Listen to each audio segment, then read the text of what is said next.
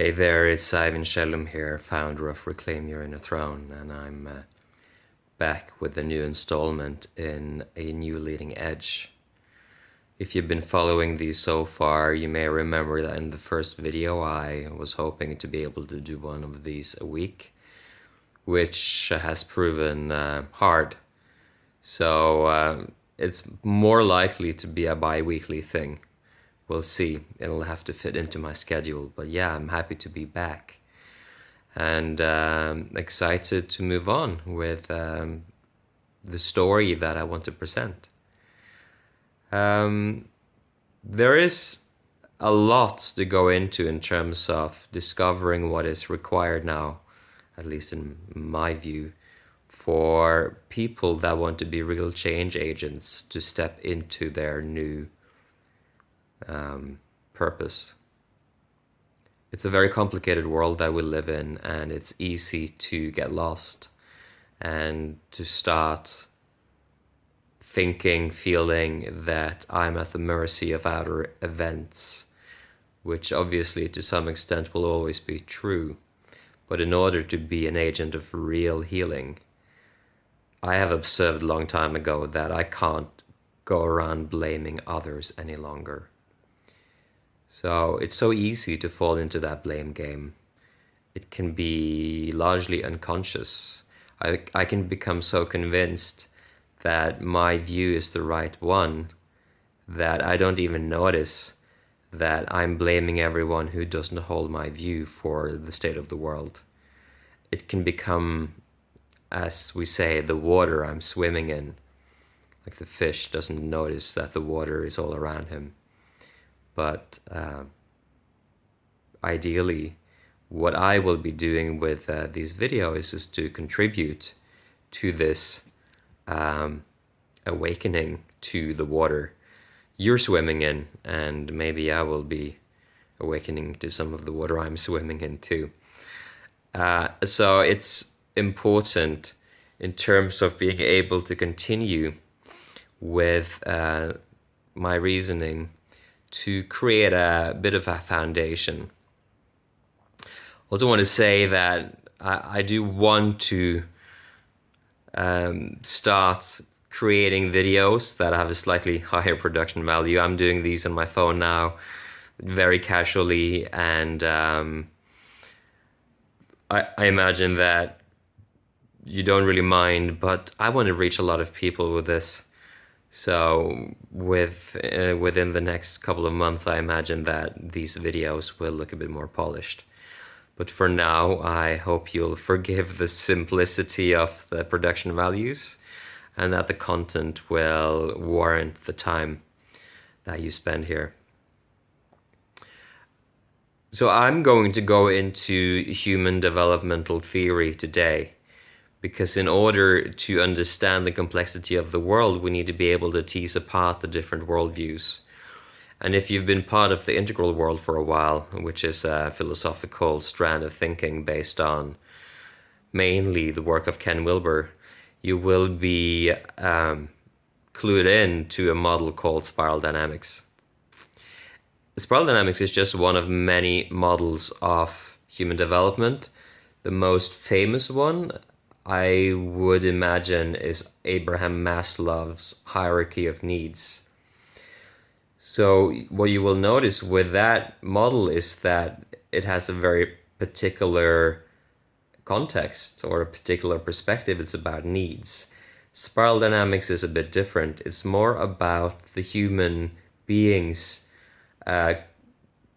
development in a socio-cultural context. So as the needs of the culture and the needs of the human beings in the culture develop, then the culture develops and the individuals within it develop. And so spiral dynamics really is very much within the context of sort of interbeing, how we be together and how we interact from different levels of development. So this model was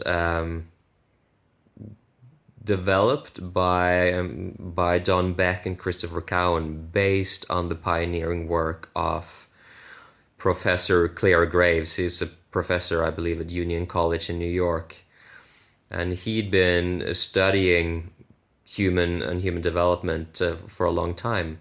And he had been influenced by people like Max Weber and Abraham Maslow, Jane Loevinger, himself. More people were included in this. Yeah, there's a lot of people who have contributed a lot of wisdom to this model, to put it that way. But it's Don Beck and Christopher Cowan that formalized the structure based on Clare Graves' work. And Ken Wilber has taken this on and modified a bit himself, and he's, for some reason, found it important to change the colors and so on and so forth. Colors being the designating characteristic of stages of development. So what I will be doing today is I will be describing the model as it was introduced and presented by Beck and Cowan. So when a human being is born into this world, he is or she is not aware of their individuality. In the very, very early stages of development, it's all about survival. Survival needs. A baby cries if he doesn't get fed, if the milk isn't of high enough quality, if there's some disturbance in the field of survival, so to speak, the baby will wail and there will be terror building inside of this soft, tender infant's body. This happens obviously in our human development, but it also happens on the level of culture. You can't really talk about culture at Beige because human beings had not started forming any kind of meaningful cultural context for the way that they were together, but they would gather in tiny bands that formed for survival, essentially. So little survival bands, helping each other kill, hunt, and so on and so forth. Purple is in the life of a human being. It's when at around 1 year old, maybe 1.5, we start moving away from pure survival and we start having more interaction with the world around us. We will be able at this stage to have certain linguistic cues and communicate at some basic level, but we're still not fully differentiated from our surroundings. So at this stage, we are starting to discover the magic of life. It's a very magical stage of being. And it's when babies really need to be mirrored because they haven't fully differentiated yet. And since they haven't fully differentiated, they need to be mirrored in order to know who they are. So like a baby smiles and, we smile back and they go, wah, and this is this escalating, ooh, the life is very magical because the way that I am elicits a response from the world around me, and it feels like I have like magical control over my surroundings because of the way that my surroundings respond to me. And so it's very important to have mirroring at this stage. And I will also imagine that everything around me has soul, and like a teddy bear can feel very alive to me. So if my sister steals my teddy bear, or my brother cuts its head off or whatever, it can feel like the most devastating thing, like some very alive thing was just killed. And now in terms of the cultural development, now we're starting to move into more tribal culture. And similarly to what I just mentioned for this little child, it's a very magical worldview. So you will see in indigenous cultures, for instance, that there is a strong sense of union with nature, and a strong need to honor and worship ancestral lineage, and a strong feeling that everything has soul and that everything is magical.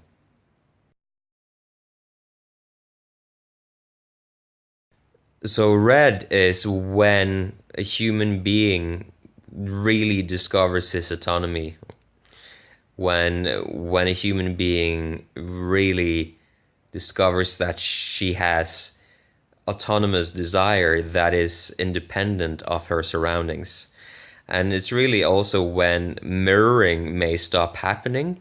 So it's like a trauma that I can't control my surroundings with my smiles and my my behavior anymore. So I can become disgruntled and frustrated and even traumatized that doesn't happen. So I start claiming things as my own. I start exercising my desire, and years would probably be around 2.5, 3 to 6 years old. And it's a period in a child's life where he or she is very, well, quite aggressive, to be frank. It's mine, it's mine, it's mine, and if you take it away from them, like, wah! Very like a power play. I'm a force to be reckoned with. Take me seriously. And in culture, it's really where a more masculine autonomy started arising out of the feminine, more undifferentiated culture of the time, where autonomy wasn't welcomed uh, in any significant extent. Autonomy was welcomed with exile, basically. You weren't supposed to be autonomous, you were supposed to be part of the tribe. So this is really a stage of stepping into my autonomy, my individuality, my separate self. And I start having desires and power and so on and so forth. And then we go into blue, where it's all about rules and law and justice and integrity and discipline and so on and so forth. It's the stage in my life, where parental authority really comes in a strong way. So I start understanding that in order to have the benefits of the family system, I really need to follow the rules to some extent. And it can be an experience of having to some extent sacrifice my personal desires and life force in order to fit into the family system and get the rewards of the family system. So I need to follow the rules and the laws, and I'm sure we all know this from childhood. But on the level of culture, it's really such an important development, because it starts building civilization. This is the discovery of law. This is the discovery of rules, and the Ten Commandments and all of these laws and discovered on Mesopotamian tablets and Egyptian papyrus, and there are all of these early emergence of law and divine law. God has given divine law down to us human beings, and in order to be part of God's family and God's creation, we need to follow law. And obviously this was very strong in culture for a long time, conformist, fitting into the moral code of culture, the church, whatever it might be, Confucianism, so on and so forth. But then, with time, again, there is an emergence of even stronger autonomy. like a new emergence of autonomy. Because as you may notice by now, there's like a back and forth, a parallel pendulum process between conforming to the needs of the we and stepping up in my autonomy, in my human individuality to get what I want. But orange is a step that comes after the rule of law. So for the most part, orange will express human autonomy under the law. There may be some flexibility with the law, especially if I consider that the law doesn't make sense. And in my own growing up, it could be that, you know, I now was in adolescence. In adolescence, maybe I was 13 or 14 years old, and I was starting to get fed up with following rules. So now I'm venturing into the world with my own understanding of the world. And if some of the rules that my parents are setting seem downright unreasonable, and they definitely can be, because of the rule of authority can become unreasonable, so then I might break those rules.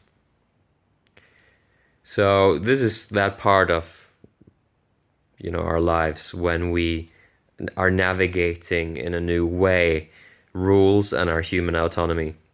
So on the level of culture, it really is, you know, the Western Enlightenment, when we are fed up with following some arbitrary set of rules from some sort of like a bearded man in the sky. We don't anymore trust that this is the only way. And so obviously this came at great risk to begin with for people like Copernicus and Galileo Galilei, that suggested things such as, you know, the planet being round and not at the center of the universe, which was very unpopular at the time. But it was the truth, scientifically speaking. So we had rationality come in, we had science, and so on and so forth. And then green comes in. It's a cultural emergence that comes when human beings realize that blue and orange, they have certain inherent problems. Blue creates this separation of saints and sinners. It's a system where we are very much us and them, ethnocentricity. What is that word? Ethnocentricism, or what is something like that? You know what I'm talking about. And we don't anymore want to create these boundaries that separate us. And we want to open borders. We want to have less boundaries. We don't want to have as many rules to follow for the children growing up, and so on and so forth. And for us, we want to have the freedom to express freely. And so here comes, with this cultural wave, comes feminism. We have an awakening to the sensitivity and the importance of human dignity. We want to honor every individual. So we have the Human Rights Convention, and postmodernism arises and wants to, in a way, deconstruct all prior truths, because any truth that has been constructed previously has been at risk of being oppressive in the view of the green meme. So in our lives, it often awakens when we go to universities and we become more suspicious of power structures and so on and so forth. So all of these first 6 stages of development, they are what we call first tier. They are characterized by the fact that they believe they have the one and only truth, and all of these stages are in essence at war with each other. And in the next video, I will be going into the second tier stages, where that war is reconciled, where we start realizing that the blame game, searching for someone who holds a different view than myself, and then making them responsible for what is a problem in my life and what is the problem with the world. That paradigm is currently in its apocalypse in this world. I call it the collapse of the outer throne paradigm, where my whole sense of identity is based on being a victim of other people and having to scramble to take what is mine. It doesn't work anymore. And I will be going into more detail about these first stages too. So if you have any questions, please ask them in the comments below. I will do my best to answer them. And know as well that this video is only an early presentation of a training that is going to come soon, which is going to be called A New Leading Edge. So stay tuned for that. Good to have you, and thank you for listening. I really believe this is important. We need to stop the madness. It's so crazy out there right now, whether I look at the liberal side of things or the conservative side of things, whether it's in the masculine or the feminine side of things. Whenever I have the sense that someone else is to blame, I'm willing to do crazy things. And it's happening on a widespread scale now. People are going nuts. And we need to start waking up to what is actually happening. And I'm really dedicated to showing that. Okay, so that's it for now. See you next time.